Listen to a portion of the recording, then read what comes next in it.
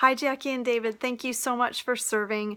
I feel like I stole a couple people off of the team. I think I really did. And so I'm glad to have both of you still hanging in there with me for the Christmas devotions. I wanted to give you just a few guidelines and talk a little bit about this document that you have in front of you. Remember the devotions, or I hope you remember them from last year. This really was a departure from the regular format, and it gave us an opportunity to do the title of the day, still have a big point, include a verse or two, and then really go into a narrative, a devotional, more of a feel that's longer, and then ends with a couple of reflective questions. I know that the two of you have done a lot of studies on your own and a lot of devotions, so I don't think I need to go any further than that because both of you are super capable. I just wanted to give you a few parameters so that you feel comfortable with where to land at the end of tonight. So the devotion should be about 500 words in length. I think that's about the right spacing for us in terms of, or I should say pacing for us on the online version. Remember, this won't go in print, so the good news is that you've got a little bit of flexibility, but we also just want to keep it nice and neat, and understanding that it's Christmas week that these will be read. The other thing to keep in mind is that not everyone will have seen the Christmas service when they start reading these devotions. So if you feel like there's not a lot of tie-in with the service, that's why.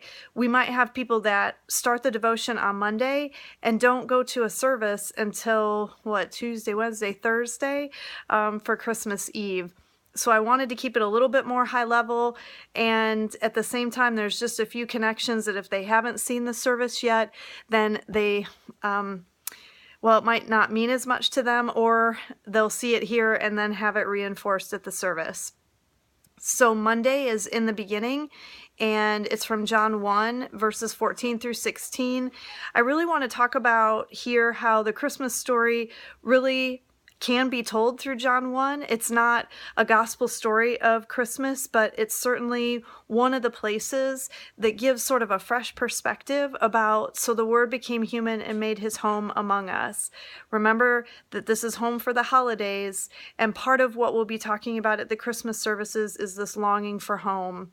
Then on Tuesday, it's considered Jesus' birthplace. This is a really cool take from a new resource about what it would have meant for Jesus to be born in Bethlehem because there was no place for them in the inn. It really picks up on that last sentence and talks about the cultural context of the Middle East. You'll see the link there, and Ken Bailey is the author and theologian that's kind of going after this a little bit and helping us to see it a little bit different. On Wednesday, it's about the shepherds, and again, another sort of, I hope, fresh take on these verses is to look at the very last part of that section of Scripture, verse 20. The glorifying and praising God that the shepherds did when they went back to their flocks. So that's where we're going to land there. The one point here for me is that they didn't follow Mary and Joseph. They didn't change their whole lifestyle. They went back and did what they did best, but for a new purpose, and really a new, maybe a renewed sense of who they were. And how important it was that they were a part of this story, the Christmas story. I didn't go into the 24th or 25th.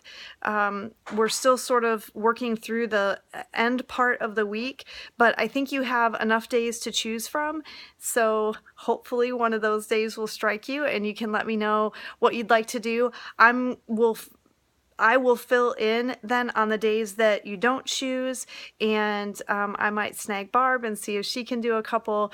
And so if for some reason you suddenly have a deep desire to write a couple, I can even extend through tomorrow night for that. So let me know. Thank you so much for serving. Our best for His glory, and Merry Christmas if I don't have a chance to tell you.